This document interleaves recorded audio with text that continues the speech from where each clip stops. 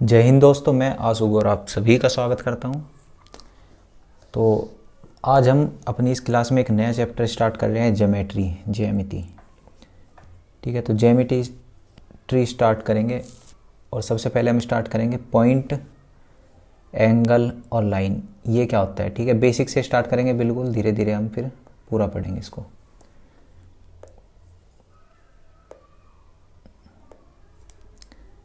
भाई पेन चल जा।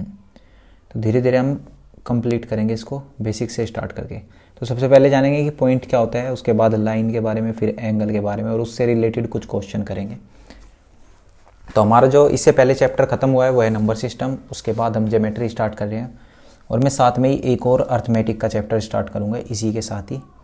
दोनों साथ साथ चलते रहेंगे क्योंकि ज्योमेट्री बहुत बड़ा टॉपिक है, तो ये जल्दी से ख़त्म नहीं होगा। इसके साथ हम कोई दूसरा परसेंटेज या रेशियो स्टार्ट करेंगे और दोनों को एक साथ करते रहेंगे भाई। ठीक है, तो सबसे पहले तो ये क्या है कि ज्योमेट्री की डेफिनेशन है यहाँ पे। Geometry is the study of figure in space. मतलब क्या है कि किसी भी स्पेस प्लेन में फिगर्स की स्टडी। फिगर क्या मतलब? ये जैसे ये स्क्वायर हो गया, रेक्टेंगल हो गया, ट्राइंगल, इनके बारे में जो स्टडी होती है, इनका अध्ययन करना ही क्या है? ज्योमेट्री है। ठीक है, तो ये डेफिनेशन पूरी आप पढ़ लोगे, इसका स्क्रीनशॉट ले लो। बेसिक इसमें बस इतना ही याद रखना है। इसके बाद स्टार्ट करो भाई। पहला क्या है? सबसे पहले हम देखेंगे पॉइंट क्या होता है। तो पॉइंट मतलब बिंदु। बिंदु क्या होता है? A point is a location in space. मतलब क्या है कि भाई किसी भी स्पेस में कहीं पे भी अगर मैं ये पॉइंट लगा दूं, ठीक है, कहीं पे भी एक ऐसे मैंने डॉट सा लगा दिया, तो ये क्या होगा? एक बिंदु होगा। अब बिंदु क्या होगा? It indicate position. ये हमें पोजीशन तो बताता है कि भाई ये यहाँ पे है। जैसे ये ए है तो ए कहाँ पे है? ये यहाँ पे है ए। ठीक है, it occupies no space of its own and it has no dimension of its own. मतलब क्या है भाई इसका कि ना तो ये स्पेस घेरता है। ठीक है भाई, कोई भी पॉइंट लगाया तो इसकी कोई लंबाई चौड़ाई होगी क्या? नहीं होगी। ना इसकी कोई लेंथ होती, ना कोई इसकी ब्रेथ होती, ना कोई लंबाई, ना कोई चौड़ाई, ना कोई ऊंचाई होती। मतलब बिंदु जो है कोई भी जगह नहीं घेरता। ठीक है, इसे हम क्या कहते हैं? पॉइंट कहते हैं। One of the most important concept of remember about the point it is that it only takes 2 points to define और क्रिएट अ लाइन। हाँ भाई, दो बिंदुओं से अगर हम डिफाइन करें तो एक लाइन बनाई जा सकती है। दो बिंदुओं का, कोई भी दो बिंदु लोगे आप, जैसे ये ए और बी, अगर मैं इन्हें मिला दूंगा तो ये क्या होगी? एक लाइन होगी। ठीक है, किसी भी लाइन को डिफाइन करने के लिए सिर्फ दो बिंदुओं की ही हमें ज़रूरत होती है। ठीक है, इसके बाद आता है लाइन। लाइन मतलब रेखा। रेखा क्या होती है? पड़ोस वाली रेखा नहीं, ये रेखा। ज्योमेट्री में रेखा क्या होती है भाई? अभी बताया ना, जैसे कोई भी दो बिंदु है। ठीक है, अगर मैं इन्हें मिला दिया, जैसे ये यहाँ पे बी और सी, इन दोनों को मिलाने से क्या बन गई? ये रेखा बन गई। लेकिन यहाँ पे तुम देख रहे होंगे लास्ट में दोनों तरफ ऐसे एरो का निशान लगा हुआ है। इसका क्या मतलब है कि जो ये रेखा है ना, इसे दोनों तरफ किसी भी साइड बढ़ाया जा सकता है। इसे मैं भाई सी से आगे इस साइड भी बढ़ा सकता हूँ और बी से आगे इस साइड भी बढ़ा सकता हूँ। इसे हम क्या बोलते हैं? रेखा बोलते हैं, लाइन। ठीक है, और इसे ऐसे, इसको मतलब दिखाने के लिए ऐसे लिखते हैं, लाइन को डिनोट करते हैं ऐसे। जैसे बी सी एक लाइन है तो बी सी के ऊपर क्या लगा देंगे? ऐसे दो तीर वाली एक लाइन खींच दो छोटी सी, तो क्या बन गया? ये रेखा। ये इसका सिंबल है। ठीक है, डिफाइन देख लोगे एक बार इसकी, क्या लिखी हुई है कि a line is a set of continuous point indefinitely extending in opposite directions. क्या है कि बहुत सारे बिंदु, देखो ये बात तो वही है, जैसे एक बिंदु दो बिंदु ऐसे में मिलाता चला जाऊँ किसी भी डायरेक्शन में, तो ये क्या बन गई? लाइन बन गई। ठीक है, वही यहाँ पे लिखा हुआ है, इट हैज़ इन्फिनेटिव लेंथ। इसकी लेंथ मैं कह रहा हूँ ना, अभी बताया मैंने कि किसी भी साइड में बढ़ा सकता हूँ। इसकी लेंथ जो है क्या होगी? इन्फिनेटिव होगी, कितनी भी हो सकती है। ठीक है, और ऊंचाई और चौड़ाई तो इसकी होती नहीं है। अ line is most commonly defined by it's and point. ठीक है, बाकी ये सब। इसके बाद है प्लेन। प्लेन क्या होता है भाई?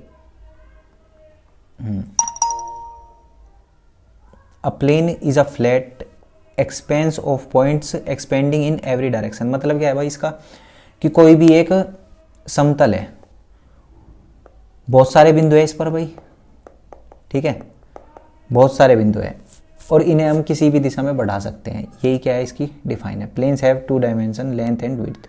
इसकी सिर्फ क्या होती है, लंबाई होती है और चौड़ाई होती है, ऊंचाई नहीं होती। They do not have depth, depth कह दो या ऊंचाई कह दो, इसे क्या बोल लेंगे हम, प्लेन बोल लेंगे, ठीक है।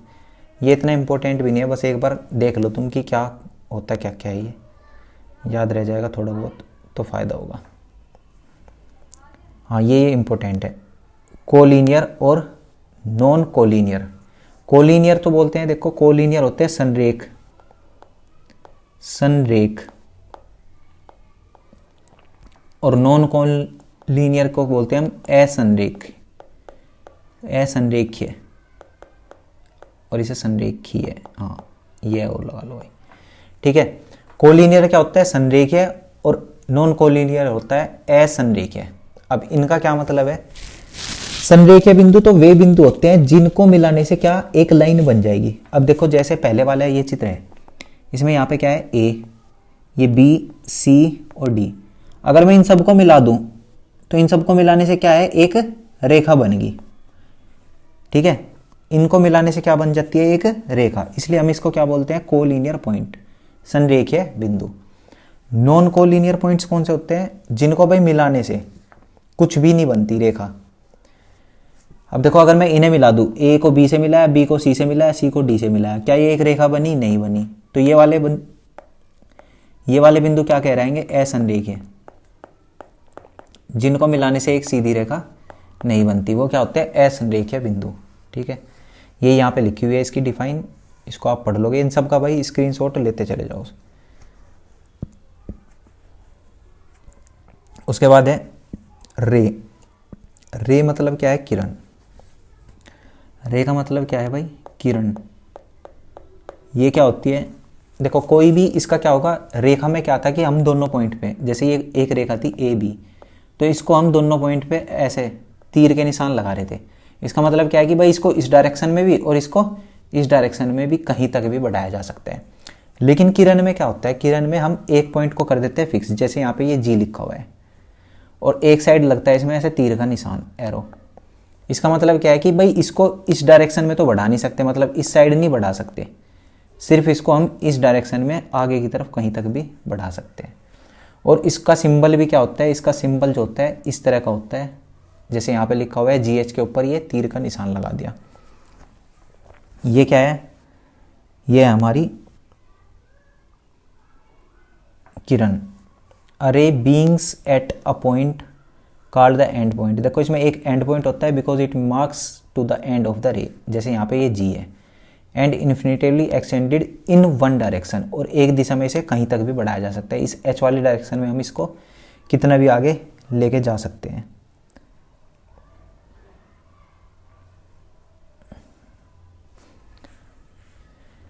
नेक्स्ट है भाई अपोजिट रे, मतलब विपरीत किरण। इसका क्या मतलब है, विपरीत किरण, अपोजिट रेज। ये क्या होती है, जैसे यहाँ पे देखो यहाँ पे क्या किया हमने, एक तो ये यहाँ पे जे बना दिया, एक पॉइंट क्या बना दिया, जे। और यहाँ से इस पॉइंट से स्टार्ट करके हमने एक तो किरण बनाई है जे के, और दूसरी बना दी ये इस वाली डायरेक्शन में, ये दूसरी बना दी हमने क्या, जे आई। तो यहाँ पे दो किरण हो गई, ठीक है, एक तो जे के और एक जे आई, और दोनों क्या है, अपोजिट डायरेक्शन में। एक इधर को भाग रही है और एक इधर को भाग रही है, तो दोनों अपोजिट डायरेक्शन में भाग रही है एक दूसरे के। तो ये क्या होगी भाई, अपोजिट रे, ठीक है। क्या बोलेंगे हम इनको, विपरीत किरण।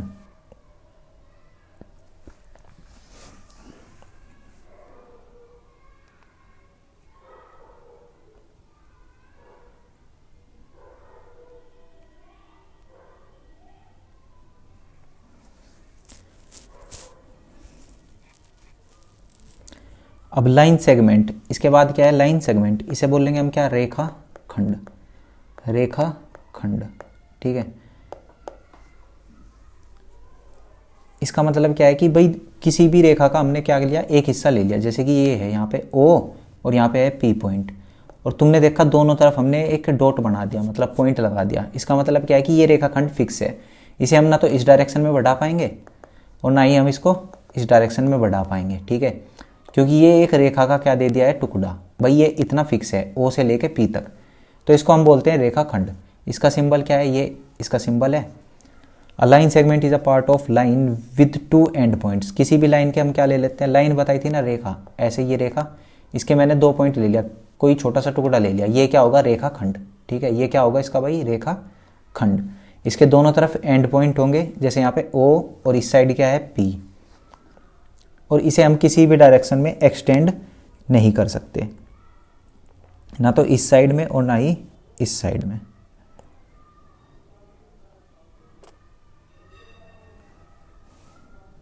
इसके बाद एक चीज़ और ध्यान देने वाली है, यहाँ पे एक पेज ऐड कर दूँ मैं,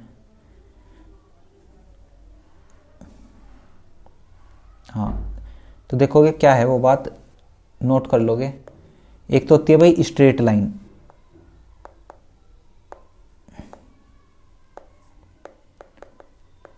मतलब सीधी रेखा, सीधी रेखा, और एक होती है कर्व्ड लाइन, ठीक है। तो लाइन के क्या होते हैं, 2 टाइप होते हैं, एक तो कर्व्ड लाइन वक्र रेखा, और एक होती है स्ट्रेट लाइन सीधी रेखा। अभी स्ट्रेट लाइन क्या होती है, जैसे ये अभी बताया मैंने, ये भाई A से लेके B तक, ये क्या होगी, स्ट्रेट लाइन होगी, सीधी रेखा। और कर्व वक्र रेखा कौन सी होगी, जैसे कि भाई ये क्या होगी आपकी, A से लेके ACB, ACB क्या होगी आपकी, वक्र रेखा होगी, ठीक है। 2 तरह की लाइन होती है, एक सीधी रेखा स्ट्रेट लाइन और एक वक्र रेखा, वो इस तरह की होती है। इसके बाद देखो नेक्स्ट क्या है कि लाइंस एंड एंगल्स। अब देखो लाइन से एंगल कैसे बनते हैं। अब हाँ, क्या होगा कि इसकी डिफाइन क्या है भाई, 2 रेखाओं के बीच के झुकाव को हम क्या कहते हैं, एंगल कहते हैं, कोण कहते हैं। जैसे मान लो एक तो लाइन है हमारे पास, ये लाइन क्या, किरण लिखोगे इसे, एक तो ये है और दूसरी है ये, तो इन दोनों के बीच का झुकाव, मतलब जो ये है, ये जो स्पेस है यहाँ पे इन दोनों के बीच में, इसे हम क्या बोलते हैं, एंगल, कोण, ठीक है। तो 2 रेखाओं के बीच के झुकाव को क्या कहते हैं हम, कोण। The unit of angle measures in the standard angle called degree. देखो ये क्या लिखा हुआ है, द यूनिट ऑफ एंगल किस में नापते हैं, डिग्री में। उसका निशान देखो, ये जैसे 1 डिग्री, डिग्री का निशान होता है ये, जैसे मैं लिखूँ अभी 50 डिग्री, तो 50 के ऊपर एक ऐसे छोटी सी जीरो बना दो, ये हो गया डिग्री का निशान। और 1 डिग्री बराबर किसके होता है, 60 मिनट के, और 1 मिनट 60 सेकंड के, और 60 सेकंड को ऐसे 2 ऊपर ऐसे 2 डैश लगा के लिखते हैं, और मिनट को ऐसे 1 डैश लगा के लिखते हैं। इसका मतलब क्या हो भाई, 1 डिग्री बराबर 60 मिनट, ये मिनट में लिख दिया ऐसे 1 डैश लगा दिया। और अगर मुझे सेकंड में लिखना हो, जैसे कि 1 मिनट बराबर क्या होगा, 60 सेकंड, ऐसे 2 डैश लगा दो ऊपर, ये क्या बन गया, सेकंड।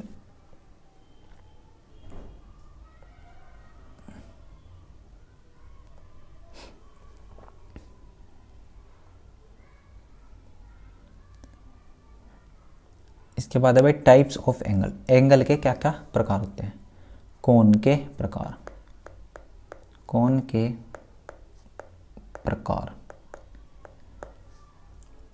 तो सबसे पहले क्या है भाई, an angle whose measure is 90 degree is called right angle. भाई जिस कोण का मान कितना होता है, 90 डिग्री, उसे हम क्या बोलेंगे, राइट एंगल, मतलब समकोण।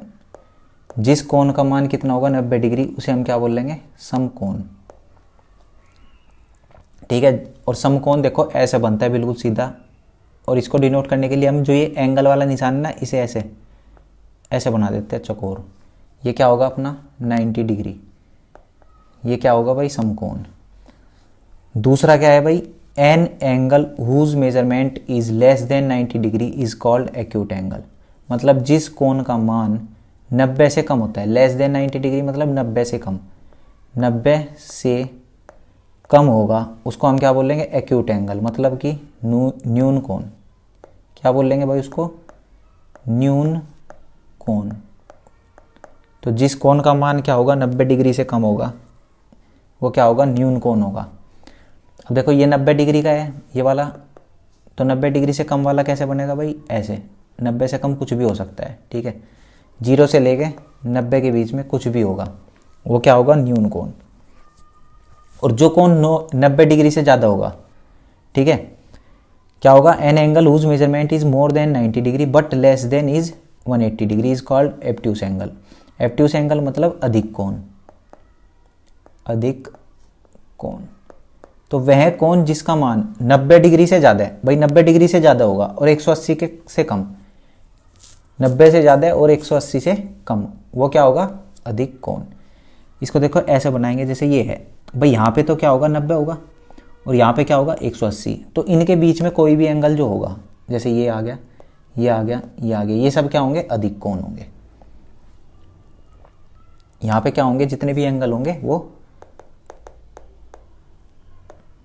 अधिक कोण होंगे। ये ऐसा बना लो एक, ये होगा क्या भाई, ये वाला आपका ऑब्ट्यूस एंगल, अधिक कोण। नेक्स्ट क्या है, an angle whose measurement is 180 degree is called the straight line, straight angle sorry. मतलब जो कोण क्या होगा, पूरा 180 डिग्री होगा। ये जैसे यहाँ पे देख लो, ये कितना है पूरा भाई, यहाँ से यहाँ तक 180 डिग्री, इसको बोलते हैं हम स्ट्रेट एंगल, ठीक है। तो इस एंगल कितने बताए भाई आपको, पहला कैसा होता है, समकोण जो 90 डिग्री का होगा, उसके बाद न्यून कोण जो 90 डिग्री से कम का होगा, 0 से लेकर 90 डिग्री के बीच में, उसके बाद अधिक कोण जो 90 डिग्री से 180 के बीच में होगा, वो अधिक कोण। उसके बाद स्ट्रेट एंगल 180 डिग्री के कोण को क्या बोलेंगे हम, सीधा कोण, ठीक है, स्ट्रेट एंगल। उसके बाद जो अगला है वो क्या है, रिफ्लेक्स एंगल। रिफ्लेक्स मतलब परावर्तित, शायद ऐसे ही होगा, ठीक है, रिफ्लेक्स ही याद रखो। चलो, रिफ्लेक्स एंगल मतलब क्या होगा भाई, जो 180 डिग्री से ज़्यादा है, मतलब ये सीधी रेखा होगी भाई, यहाँ से हम माप रहे हैं, जो इससे पार निकल जाएगा, ठीक है, 180 डिग्री से ज़्यादा हो जाएगा जो। इसके बाद देखो ये यहाँ तक क्या होगा 180 डिग्री, इसके बाद जितने भी कोण बनेंगे, यहाँ नीचे की साइड मान लो ये पूरा, ये क्या होगा, रिफ्लेक्स एंगल। मतलब जो भी 180 डिग्री से ज़्यादा का कोण होगा वो क्या होगा, रिफ्लेक्स एंगल होगा। क्या बोलेंगे भाई उसको, रिफ्लेक्स एंगल।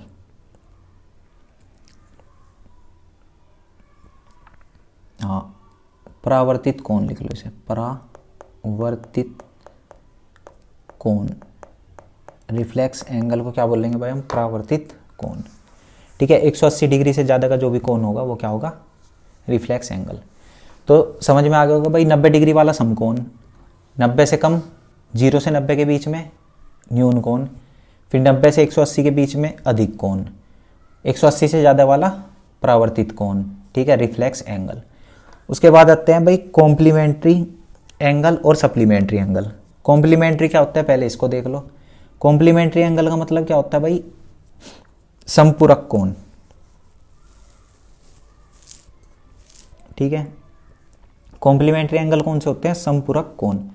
इसका मतलब क्या है कि जब दो कोण का सम, नहीं संपूरक नहीं, पूरक कोण बोलते हैं। कॉम्प्लीमेंट्री होता है पूरक और सप्लीमेंट्री होता है संपूरक। कॉम्प्लीमेंट्री क्या होगा भाई, पूरक कोण। क्या होगा ये, पूरक कोण। जब क्या होगा, दो एंगल का सम, मतलब दो एंगल का जोड़ जो है 90 डिग्री हो जाएगा, उसे हम क्या बोल लेंगे, कॉम्प्लीमेंट्री एंगल, पूरक कोण। मतलब क्या है भाई, जैसे ये दो कोण है, इन दो कोण का सम कितना हो रहा है, जोड़ दो इन्हें, 40 में जब क्या जोड़ोगे 50, कितना आ गया 90। इन दोनों का जोड़ कितना है 90 डिग्री, तो इसका मतलब ये दोनों क्या है, आपस में पूरक कोण है। क्या है ये, पूरक कोण। जैसे ये यहाँ 35 और 55, इन दोनों को ऐड करोगे जब 35 और 55 को, कितना होगा भाई 90। तो ये क्या हो गया, इन दोनों का जोड़ कितना हो गया 90 डिग्री। इसका मतलब ये दोनों क्या है, आपस में पूरक कोण है, पूरक कोण। समझ में आई इतनी बात। पूरक कोण कौन से हो गए, जिनका जोड़ 90 डिग्री होगा। मान लो कोई आपसे पूछे कि 60 डिग्री का पूरक कोण क्या होगा, 60 डिग्री का पूरक कोण क्या होगा। तो क्या करोगे भाई, इसका पूरक कोण कौन सा होगा, जो इसमें जुड़ने के बाद 90 हो जाए। तो इसमें मैं क्या जोड़ूंगी, 90 आ जाए 30, तो 30 क्या होगा, इसका पूरक कोण होगा। जैसे अगर कोई पूछे 45 का पूरक कोण क्या होगा, तो 45। पूरक कोणों का सम कितना होता है, 90 डिग्री। अब इसी तरह एक होता है समपूरक कोण, सप्लीमेंट्री एंगल, समपूरक कोण।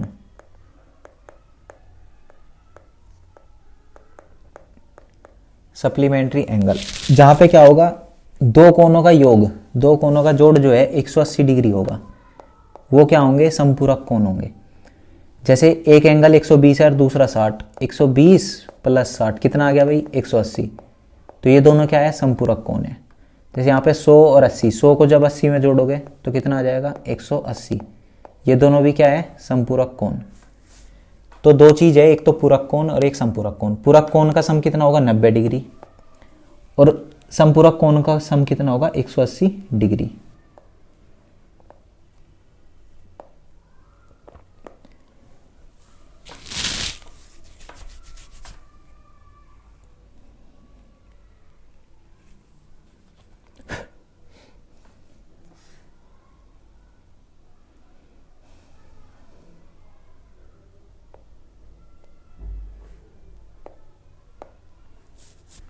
अब देखोगे नेक्स्ट क्या है, एडजेसेंट एंगल। इसे बोलते हैं हम, एडजेसेंट एंगल को बोलते हैं आसन्न कोण। क्या बोलेंगे भाई, आसन्न कोण। ठीक है, अब आसन्न कोण क्या होते हैं, दो देखो, दो लगातार कोण होंगे जो बिल्कुल एक दूसरे से चिपके हुए। जैसे ये है, एक तो एंगल क्या है, C D B, C D B ये हो गया, और दूसरा एंगल क्या है भाई, ये बी डी ए, ये वाला हो गया। तो ये दोनों एक दूसरे से बिल्कुल चिपके हुए हैं, तो ये क्या होंगे, आसन्न कोण। ठीक है, two angles are called adjacent angle if they have the same vertex, मतलब इनका एक ही वर्टेक्स है, जैसे यहाँ पे डी है दोनों का। अ कॉमन आर्म, एक इनमें कॉमन भुजा है, जैसे कौन सी है यहाँ पे, डी बी। डी बी क्या है, एक दोनों में कॉमन भुजा है।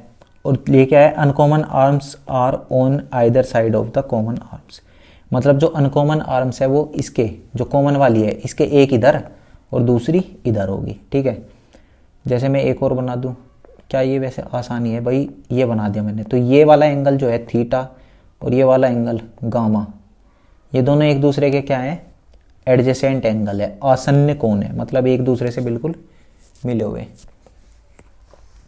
तो ऐसे कोण क्या कहलाते हैं, आसन्न कोण। ठीक है, तो ये याद रह जाएगा भाई। देखो कोण के कितने भाग हो गए, यहाँ पे 8 तरह के कोण बता दिए मैंने। पहले बताया समकोण 90 डिग्री वाला, फिर न्यून कोण 90 डिग्री से कम वाला, फिर बताया अधिक कोण 90 डिग्री से ज़्यादा 180 से कम, फिर बताया मैंने स्ट्रेट एंगल 180 डिग्री का। उसके बाद बताया मैंने क्या, रिफ्लेक्स एंगल परावर्तित कोण 180 से ज़्यादा वाला। उसके बाद बताए क्या, कॉम्प्लीमेंट्री एंगल जिनका सम 90 डिग्री होगा। उसके बाद बताए सप्लीमेंट्री एंगल समपूरक कोण जिनका सम क्या होगा, 180 डिग्री। उसके बाद बताया आसन्न कोण, मतलब दो जो ऐसे कोण होंगे बिल्कुल लगातार, वे क्या होंगे, आसन्न कोण।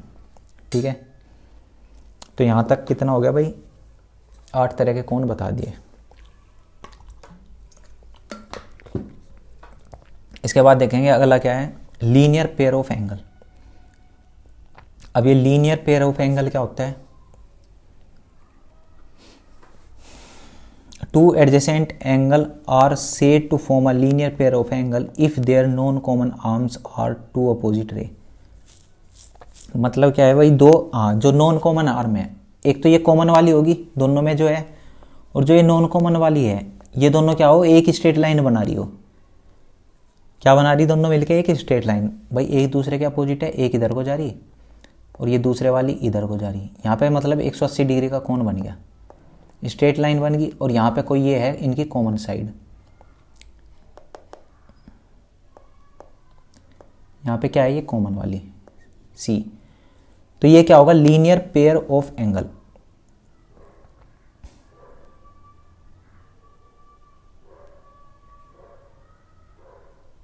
रेखिक युग्म, हाँ, लीनियर पेयर ऑफ एंगल, मतलब कोनों का रेखिक युग्म।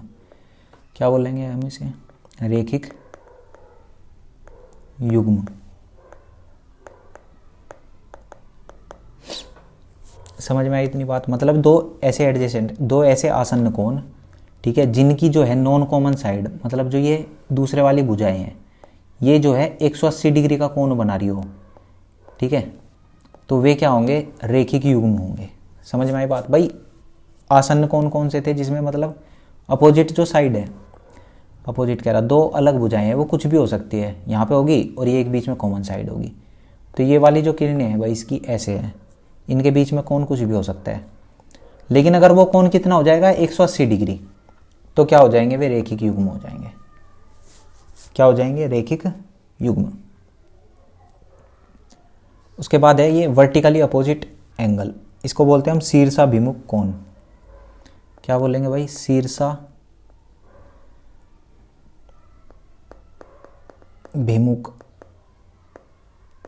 कोण, शीर्षाभिमुख कोण। अगर दो लाइन एक दूसरे को काट रही है, जैसे यहाँ पे इस चित्र में दिखाई दे रहा है, दो लाइन एक दूसरे को काट रही है, और जो ये इनका शीर्ष है ये, अब इसके एक तो इस साइड वाला कोण और एक ये इस साइड वाला, ये क्या होंगे? शीर्षाभिमुख कोण होंगे। क्या होंगे ये दोनों? आपस में शीर्षाभिमुख कोण। और शीर्षाभिमुख कोण क्या होते हैं? आपस में बराबर होते हैं। तो एंगल जो है COA ये वाला, और एंगल BOD बराबर होंगे। एंगल BOD, शीर्षाभिमुख कोण क्या होंगे? बराबर होंगे। समझ में आई इतनी बात? जैसे अगर मैं बात करूँ इस वाले की, ये वाला कोण जो है इस वाले कोण के बराबर होगा, तो एंगल AOD बराबर किसके होगा? Angle COB। दोनों क्या होंगे? शीर्षाभिमुख कोण बराबर होंगे। इतनी बात समझ में आई? जब दो लाइनें, जैसे मैं ये और ये लाइन काट दी, तो ये दोनों क्या है? आपस में शीर्षाभिमुख कोण है, वर्टिकली अपोजिट एंगल।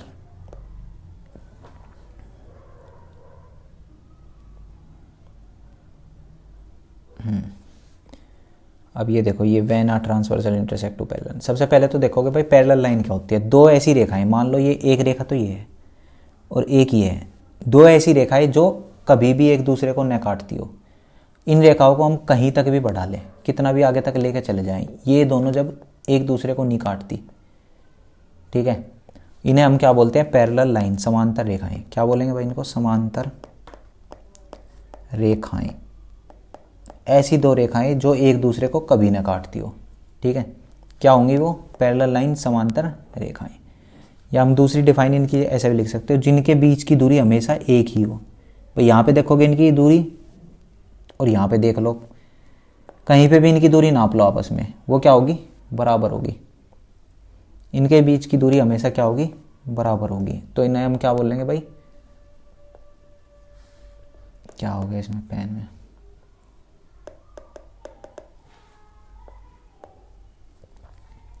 जब दो रेखाओं के बीच की दूरी हमेशा क्या होगी? बराबर होगी, उन्हें हम क्या बोलेंगे? समांतर रेखाएं। ये पेन क्यों नहीं चल रहा भाई अब?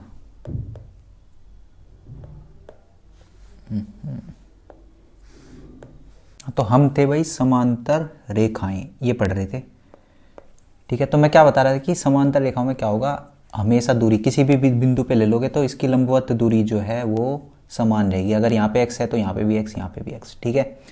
ये रेखा एक दूसरे से कभी नहीं मिलने की, मतलब दूरियां जब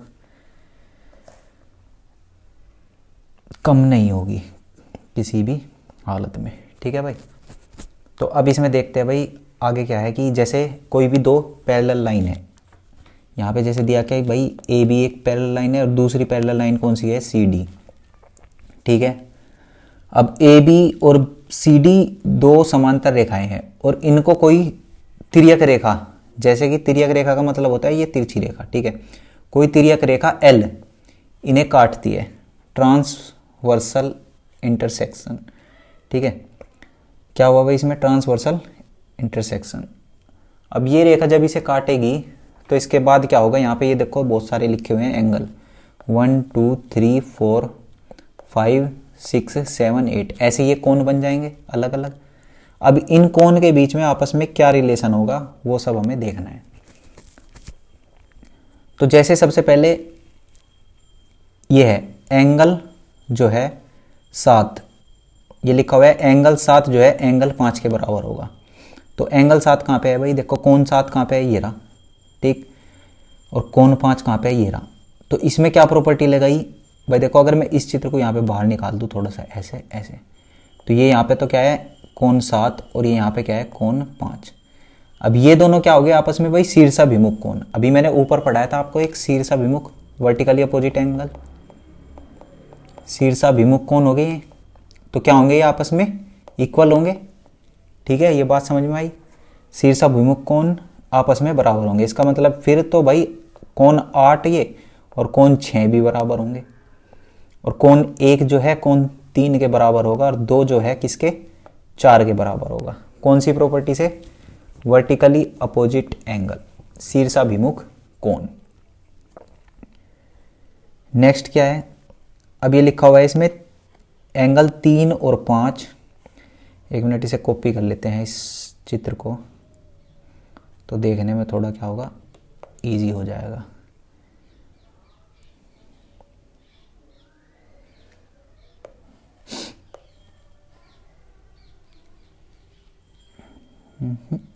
ये तो भाई पूरा ही कर रहा है, एक बार और ट्राई करते हैं, नहीं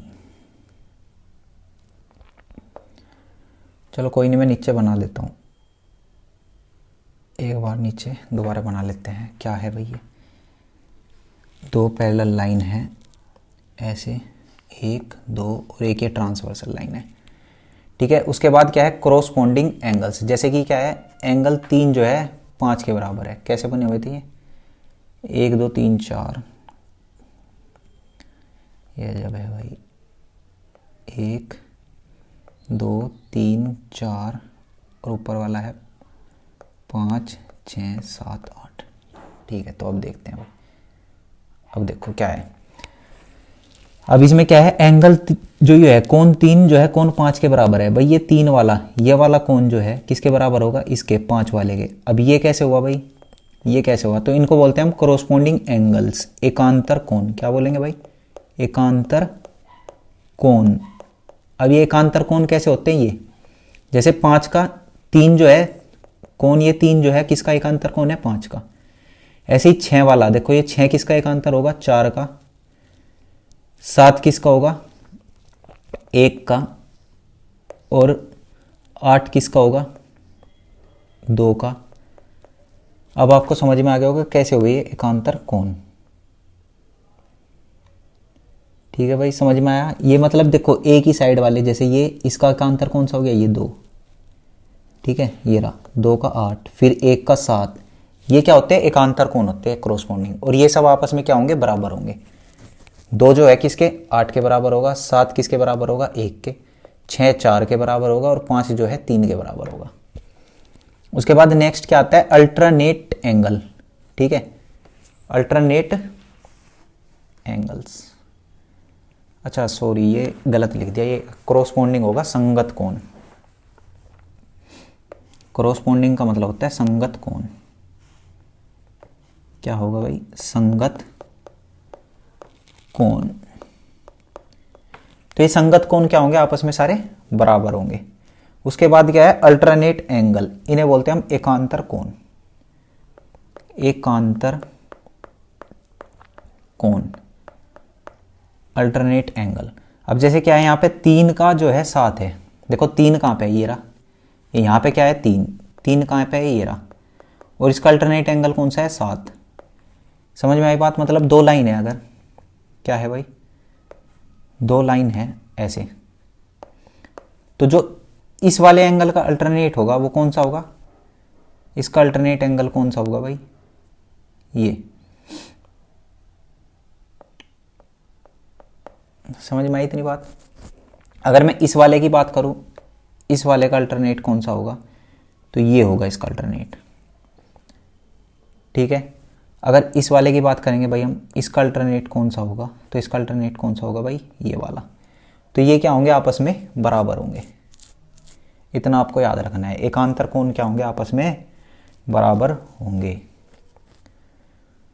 उसके बाद क्या है, ये sum of conjugative interior angle is 180। अब देखो इसका मतलब क्या है कि कंजुकेटिव इंटीरियर, जैसे कि अगर दो एंगल ले ले कंजुकेटिवली अंदर के इंटीरियर, भाई एक तो ले लिया ये वाला एंगल, ठीक है, और दूसरा ले लिया ये वाला एंगल, तो इन दोनों का सम जो है कितना होगा, 180। इसी तरह अगर मैं दो इंटीरियर एंगल ये वाले ले लूं, एक तो ये और एक ये, तो इन दोनों का सम भी कितना होगा, 180। इसमें ये बताया गया है भाई।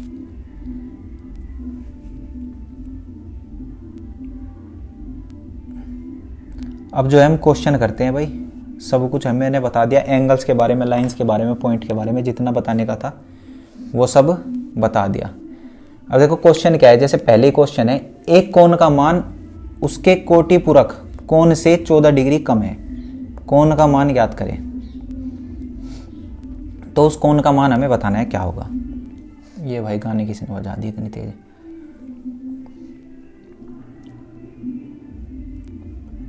देखो एक कोण का मान उसके कोटिपूरक कोण से 14 डिग्री कम है। अब कोटिपूरक क्या बताया था अभी आपको, कॉम्प्लीमेंट्री एंगल, मतलब कॉम्प्लीमेंट्री एंगल का सम कितना बताया था, a प्लस बी, मतलब 90 डिग्री होगा, ठीक है।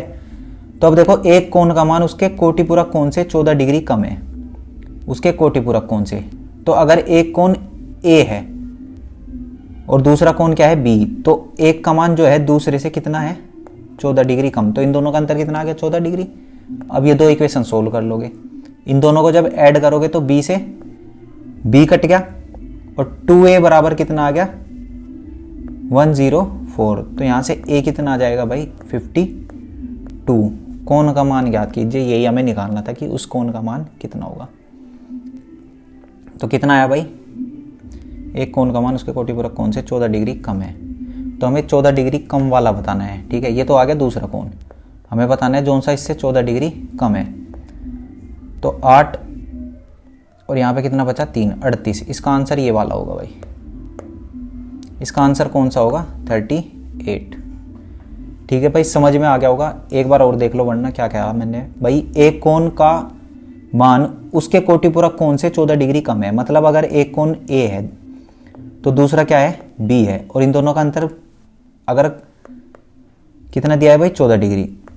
और मुझे पता है दो कोटिपूरक कोण का मान कितना होता है, सम उनका जोड़ 90 डिग्री। दोनों इक्वेशन सोल्व कर लो यहां से और निकाल लोगे आप आंसर।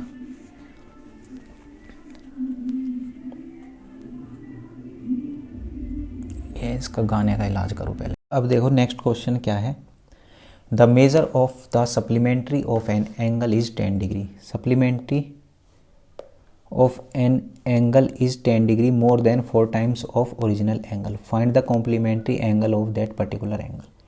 किसी कोण के संपूरक कोण उस कोण के 4 गुने से 10 डिग्री अधिक है। तो जैसा जैसा बोल रहा है ऐसा ऐसा कर लो। मान लो वो कोण कितना है, A है। इसने बोला कि उसका संपूरक कोण उस कोण के 4 गुने से, उस कोण के 4 गुने से 10 डिग्री अधिक है। तो इससे भाई 10 डिग्री ज़्यादा हो गया। तो एक कोण तो ये आ गया और एक कोण जो मैंने A माना था, क्योंकि ये दोनों सप्लीमेंट्री है तो इन दोनों का सम कितना होना चाहिए भाई, 180 होगा। सप्लीमेंट्री का सम कितना होता है, 180। तो यहाँ से A निकल जाएगा। तो 5A बराबर कितना आ गया भाई, 170। और A बराबर कितना आ जाएगा, 5 × 15 और 5 चौक 20, 34 डिग्री। अब जो ये कोण आया हमारा A कितना आ गया, 34 डिग्री। लेकिन उसने पूछा क्या है कि मूल कोण का कोटिपूरक कोण ज्ञात करें। इसका हमें कोटिपूरक कोण बताना है। अब कोटिपूरक मतलब कॉम्प्लीमेंट्री, और कोटिपूरक का सम कितना होता है भाई, 90 डिग्री। तो 90 में से क्या माइनस कर दोगे, 34। तो इसका कॉम्प्लीमेंट्री एंगल आ जाएगा। घटाओगे तो कितना आ गया भाई, 6, और इधर बचा 8 में से 3 गए 5, कितना आ गया, 56 डिग्री। तो इसका जो आंसर है वो क्या होगा, C इसका आंसर होगा। समझ में आई भाई इतनी बात। अगला सवाल है, the supplementary angle of angle K is 12x + 4 degree and the complement of the angle K measures 6x degree, what is K की वैल्यू बतानी है क्या होगी। तो देखो इसे पहले ये सेकंड वाली लाइन से पढ़ोगे, देखो कोण के का संपूरक कोण इतना है, मतलब क्या हुआ भाई इसका कि के प्लस 12x प्लस 4 बराबर किसके होगा 180 के, क्योंकि दोनों संपूरक कोण है और कोटिपूरक 6x डिग्री है के का ही, मतलब के प्लस 6x बराबर किसके होगा 90 के। इतनी बात समझ में आई। अब दो इक्वेशन है हमारे पास और सोल्व कर लोगे फिर भाई बड़ी आसानी से। ऊपर वाली को इक्वेशन को थोड़ा सा सोल्व करोगे तो कितना आ जाएगा भाई के प्लस 12x बराबर, ये 4 उधर जाके माइनस हो जाएगा तो कितना बचा 176। अब दोनों इक्वेशन को क्या करो तुम माइनस कर दो, तो माइनस करोगे साइन चेंज हो जाएंगे, तो के से के कट गया। अच्छा के का ही मान पूछ रहा था और हमने के ही काट दिया, कोई बात नहीं, घटाएंगे नहीं भाई, फिर इसे इक्वल करके जोड़ देंगे। क्या करेंगे इक्वल करके जोड़ देंगे। अब नीचे वाली जो इक्वेशन है ये नीचे वाली, इसमें क्या करो भाई तुम 2 से गुना कर दो पूरी इक्वेशन में, तो यहाँ पे क्या आ जाएगा 2k प्लस 12x बराबर 180। तो अब ये इक्वेशन 1 और इक्वेशन 2, ये वाली नीचे वाली इक्वेशन 2, इन दोनों को आपस में क्या करो जोड़ दो। अब इन दोनों को जब जोड़ोगे तो जोड़ने से क्या होगा, सॉरी अब घटा दो इन्हें, तो घटा दो भाई माइनस माइनस। अब इन्हें घटाओगे तो भाई क्या होगा 12x से, इस 12x से ये 12x कट जाएगा और इधर क्या बचेगा माइनस का k बराबर, इधर क्या बचेगा माइनस का 4, माइनस से माइनस कट गया, k का मान कितना आ गया भाई 4 डिग्री। ठीक है, तो k की ही वैल्यू हमारे से पूछ रहा था, तो ऑप्शन नंबर ए जो है इसका सही जवाब होगा। अगला सवाल है x और y दो संपूरक कोण है, x और y दो संपूरक कोण है। यदि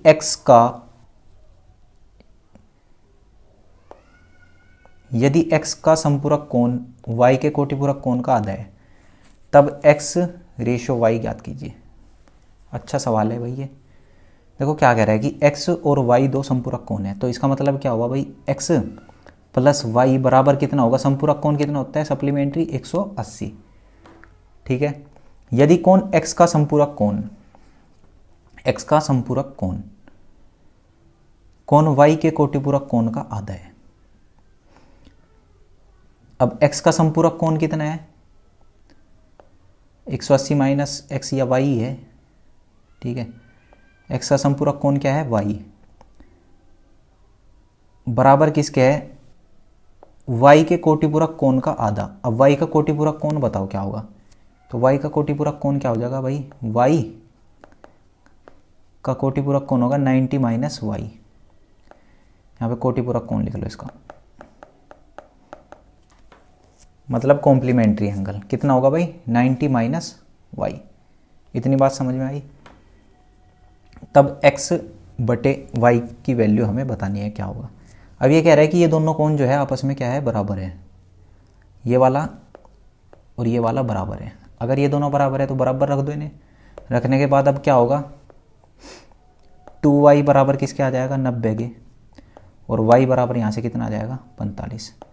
तो अगर y का मान 45 आ गया तो x का मान हम यहाँ से निकाल लेंगे, तो यहाँ पे x का मान निकाल लोगे तो x प्लस 45 बराबर 180 और x बराबर क्या आ जाएगा 180 माइनस 45, तो बराबर कितना आ गया 135।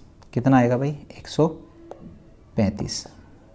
अब हमारे पास x की वैल्यू भी है और y की वैल्यू भी है, रेशो पूछ रहा है मेरे से x अपॉन y का, तो x रेशो y बराबर कितना आ जाएगा 135 और 45, और ये कितनी बार कटेगा 45 ही कम 45, 45 दिए 135, तो कितना आ गया भाई 3:1। तो ऑप्शन नंबर बी जो है इसका सही जवाब होगा। अगले सवाल की तरफ बढ़ते हैं। ये क्या कह रहा है कि the measure of supplementary of A is 40 degree larger than twice the measure of the complementary angle of A. What is the sum of degree. तो ये सवाल तुम कर लेना खुद से, ऊपर जैसे क्वेश्चन है जैसे ऊपर कराए हैं, ये होमवर्क के लिए रख लो अपने। इसके बाद अगले क्वेश्चन पे पढ़ते हैं। ये क्या कह रहा है, दिए गए चित्र में ए बी पैरेलल, देखो ये पैरेलल का साइन होता है, ये जो 11 बना हुआ है ना ऐसे, ये होता है पैरेलल का निशान। मतलब ए बी जो है समांतर है किसके, डी ई के। ये ए बी लाइन जो है, ये वाली ए बी लाइन समांतर है किसके, डी ई के। एक्स का संपूरक कोण बताना है मुझे, तो पहले एक्स की वैल्यू निकालनी पड़ेगी। पहले क्या करना पड़ेगा, एक्स की वैल्यू निकालनी पड़ेगी। तो एक बात बताओगे भाई, अभी मैंने क्या बताया था तुम्हें, जो अगर दो पैरेलल लाइन है और कोई ट्रांसवर्सल काट रही है उन्हें, तिर्यक रेखा, तो वहाँ पे मैंने तुम्हें कोण बताए हैं अलग अलग, उन्हीं का यूज़ करना है। देखो अगर मैं यहाँ पे सी से होती हुई कोई लाइन डाल दूँ ऐसे, जो कि किसके पैरेलल होगी, डी ई और ए बी के पैरेलल है। एक लाइन बना दी मैंने बीच में, जो क्या है, ए बी और डी ई के पैरेलल है। अब ये क्या हुआ, अब देखो ए बी जो है पैरेलल है किसके, एम एल के। अब दोनों क्या है, समांतर रेखाएं हैं, और बी सी क्या होगी इसमें, बी सी जो है तिर्यक रेखा होगी, ट्रांसवर्सल तिर्यक रेखा होगी। ठीक है, तो क्या प्रॉपर्टी लगा सकते हैं हम इसमें भाई, पैरेलल लाइंस की जितनी प्रॉपर्टी बताई थी उसमें से कुछ भी लगा दो, कोई फर्क नहीं पड़ेगा। तो अब एक बात बताओगे भाई, अगर ये वाला कोण ये 4x है, तो क्या ये वाला 4x नहीं होगा, ये भी 4x होगा, क्योंकि अभी मैंने क्या बताया था, ये दोनों क्या होंगे, एकांतर कोण। क्या होंगे ये, एकांतर कोण। तो ये भी 4x आ गया। अब नीचे देखो ml किसके पैरेलल है, DE के, और यहाँ पे क्या, DC तिर्यक रेखा है। DC क्या है, तिर्यक रेखा है। अब DC तिर्यक रेखा है, अब देखो भाई अगर ये 3x है, हाँ तो वैसे तो सवाल ऊपर से ही हो जाता है ये, हाँ नहीं नहीं नहीं करना पड़ेगा। अगर ये 3x है तो ये कितना होगा, ये भी 3x होगा, क्योंकि ये दोनों भी क्या है, एकांतर कोण है। अगर ये 3x है भाई तो ये भी 3x होगा, ये दोनों भी तो एकांतर कोण है। ठीक, कितनी बात समझ में आई। अब एक बात ध्यान से देखोगे इधर, अगर भाई ये पूरा कोण ये यहाँ से यहाँ तक कितना है, 5x, और ये नीचे वाला ये यहाँ से यहाँ तक कितना है, 3x, तो अगर मैं इस 5x में से 3x घटा दूंगा तो क्या बचेगा मेरे पास, सिर्फ ये वाला कोण बचेगा, ये वाला। भाई इस पूरे में से मैंने क्या किया, ये वाला घटा दिया, तो मेरे पास क्या बचेगा, ये वाला कोण बचेगा। तो इसमें से घटाओगे कितना आएगा, 2x, तो ये कोण कितना आ गया, 2x। अब ध्यान से देखो इस वाली लाइन पे, ये जो पूरा कोण है ये वाला यहाँ से लेके यहाँ तक, ये पूरा, ये कितने का होता है भाई, एक स्ट्रेट लाइन पे 180 डिग्री का, 180 डिग्री का होता है ये पूरा। तो 2x प्लस 4x किसके बराबर होगा, 180 डिग्री के। इतनी बात समझ में आई। तो 6x का मान कितना हो गया, 180 डिग्री, और x यहाँ से कितना आ जाएगा भाई, 6 × 18 30 डिग्री। x कितना आ गया, 30 डिग्री। अब ये मेरे से पूछ रहा है कि x का संपूरक कोण मतलब सप्लीमेंट्री एंगल, सप्लीमेंट्री एंगल का सम कितना होता है, 180। तो 180 में से क्या 30 घटा दोगे, कितना बचा भाई, 150। तो 150 जो है इसका आंसर होगा। समझ में आया ये क्वेश्चन, अच्छा सवाल है ये, एक बार और ध्यान से देखना रिपीट करके अगर नहीं समझ में आया हो तो।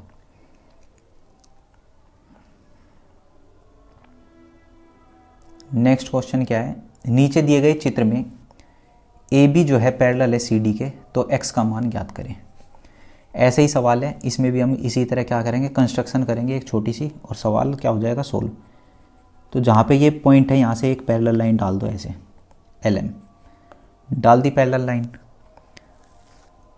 अब एक बात बताओ मुझे, अगर ये कोण क्या है, 110 डिग्री है, तो ये वाला भी कितना होगा भाई, 110 डिग्री होगा। ठीक है, या इसमें ऐसे लगा लो, ये वाली प्रॉपर्टी लगा लो, हाँ क्या प्रॉपर्टी लगा लो कि भाई इसके अंतः कोणों का सम, इस वाले कोण का और इस वाले कोण का सम कितना होगा। मैंने बताया था अंतः कोण का सम कितना होता है, 180 बताया था। तो अगर 180 में से 110 तो ऊपर वाला है, तो ये नीचे वाला कितना बचा भाई? 70 डिग्री बचा।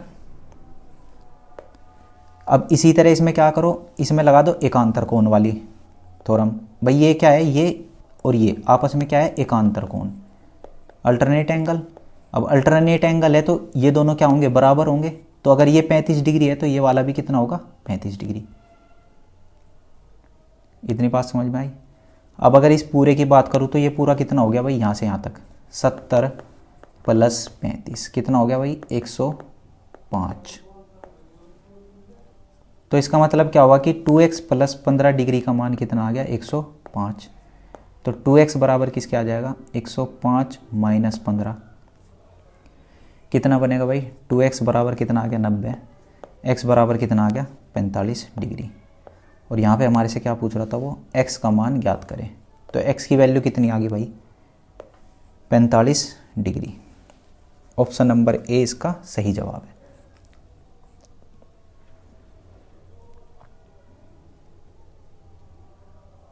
आगे बढ़ते हैं।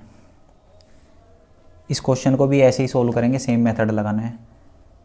यहाँ पे क्या करेंगे हम? यहाँ पे कंस्ट्रक्शन करेंगे। देखो ये एक लाइन डाल दी मैंने, बिल्कुल पैरेलल, ST और PQ के पैरेलल लाइन डाल दी। अब क्या हुआ? ST पैरेलल है, ये LM लिख दो भाई इसका नाम, LM के। ST जो है पैरेलल है किसके? LM के। तो क्या होगा? अगर ये कोण हमें निकालना क्या है पहले ये तो देख लो, QRS ये निकालना है भाई, ये बीच वाला कोण, ठीक है, ये निकालना है। तो यहाँ पे क्या लगाएंगे हम? देखो दोनों अंतः कोण, इंटीरियर एंगल का सम कितना होगा? 180। तो अगर ऊपर वाला 130 है तो नीचे कितना बचेगा? ये यहाँ पे 50, क्योंकि दोनों का जो टोटल है जोड़ वो कितना होना चाहिए? 180। तो अगर ऊपर 130 आ गया तो नीचे बचा कितना? 50। अब इसी तरह इधर देखो, यहाँ पे क्या है? 110। तो ये कितना बचेगा भाई? 70। ये कितना बचेगा? 70 डिग्री। इतनी बात समझ में आई? और एक बात बताओगे अब तुम मुझे कि इस पूरी लाइन पे ये पूरा कोण, ये यहाँ से लेके यहाँ तक का, ये कितना होगा? 180। ये कितना होगा भाई? पूरा 180। अब 180 में थे 70 तो यहाँ तक आ गया, ये यहाँ तक कितना आ गया? 70। और 50 आ गया यहाँ तक। तो इसमें से क्या घटा देंगे हम? 70 - 50। तो जो बचेगा वो क्या बचेगा भाई? अब जो बचेगा यहाँ पे वो क्या बचेगा? ये क्या बचेगा? ये बीच वाला कोण। तो घटाओगे भाई इसमें से 70 और 50 कितना हो गया? 120। 180 - 120 बचा कितना? 60 डिग्री। तो ये कोण जो है QRS कितना आ गया? 60 डिग्री। बी जो है इसका सही जवाब होगा।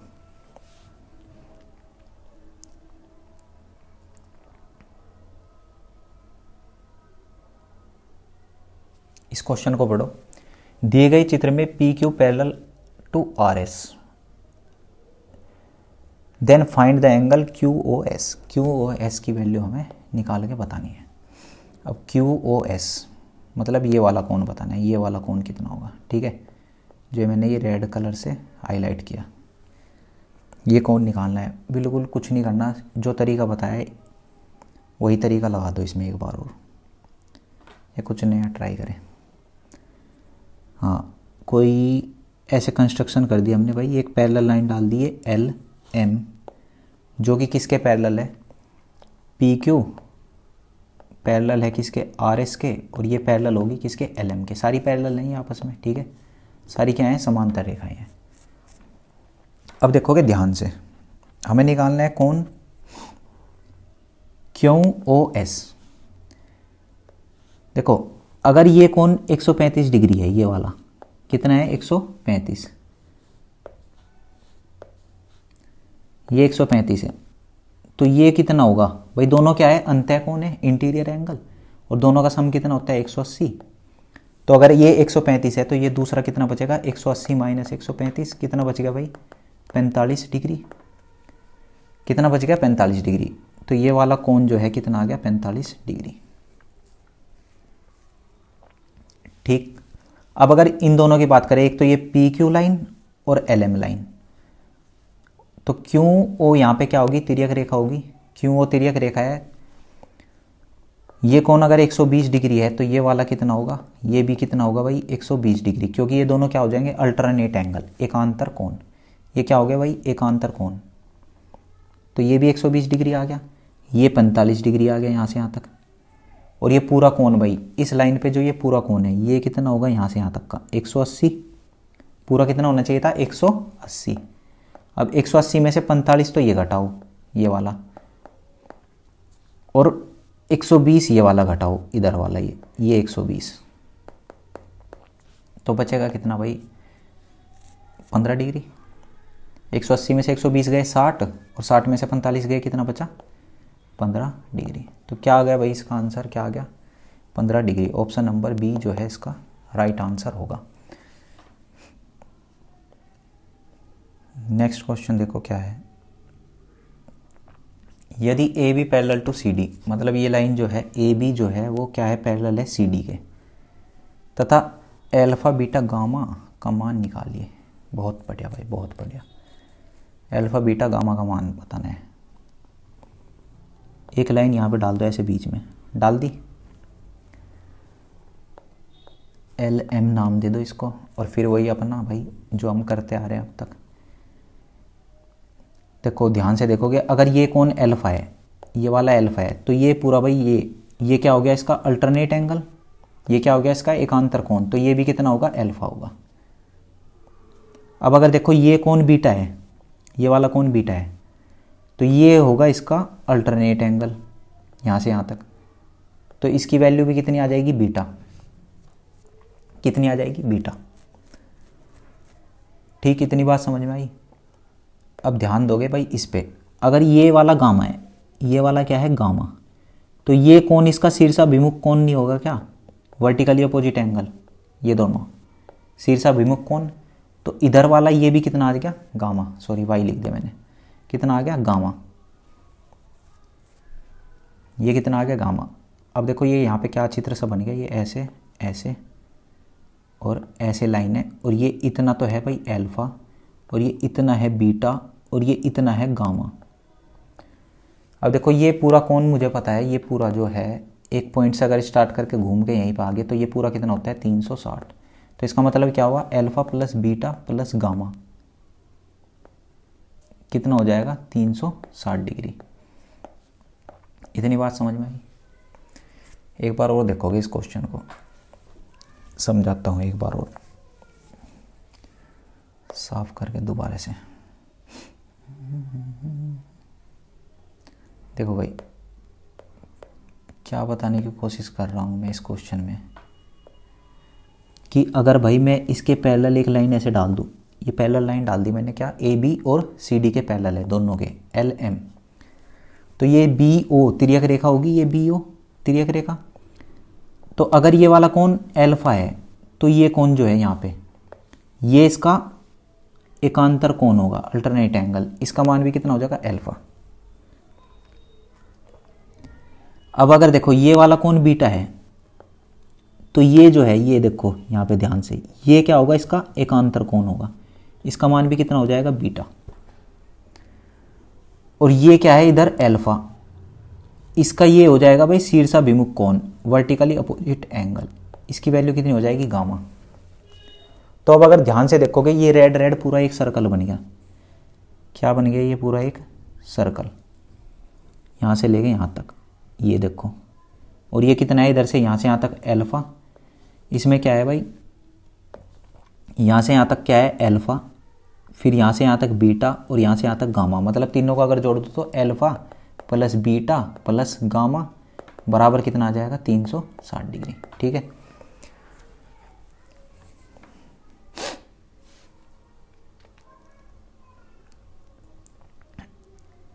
अगला सवाल देखते हैं, और ये लास्ट सवाल है आज का। ये क्या कह रहा है कि दिए गए चित्र में A B parallel to C D, जो ए बी है ये वाली लाइन ये किसके पैरेलल है सी डी के, एक्स का मान क्या होगा, एक्स की वैल्यू बतानी है। अब क्या होगी भाई देखो, देखने में थोड़ा सा डरावना सा सवाल, कैसे करें इसको, ऐसे ही कर दो, दो लाइन डाल दो कोई बात नहीं, या एक से भी हो जाएगा काम। एक ही लाइन डालते पहले। अब देखो इस क्वेश्चन को देखोगे भाई ध्यान से, ट्रायंगल बना दूँ तो फिर दिक्कत है,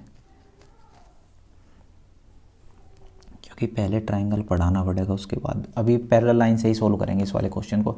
ये वाला क्वेश्चन ट्रायंगल से भी सोल्व हो जाएगा, वो बाद में सिखाऊंगा। अब देखोगे भाई अगर ये वाला कोण क्या है 3x है, ध्यान से देखो ये 3x है क्योंकि ये ए बी जो है इसके पैरेलल है, मैंने बनाई है पैरेलल लाइन। तो अगर ये 3x है तो ये कितना हो जाएगा भाई, ये भी 3x हो जाएगा, एकांतर कोण हो गए ये क्या होंगे, एकांतर कोण। थोड़ा सा जूम करके देख लो क्या,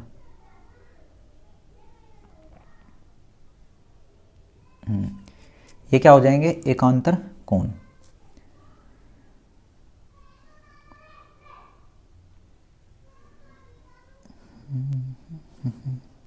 अब इधर वाले में देखो, इस वाले क्वेश्चन में देखो नीचे की साइड, यहाँ पे ये 6x है 6x, तो ये वाला कोण कितना होगा, ये भी 6x होगा। ये कोण होंगे आपस में संगत कोण, कोरोस्पोंडिंग एंगल।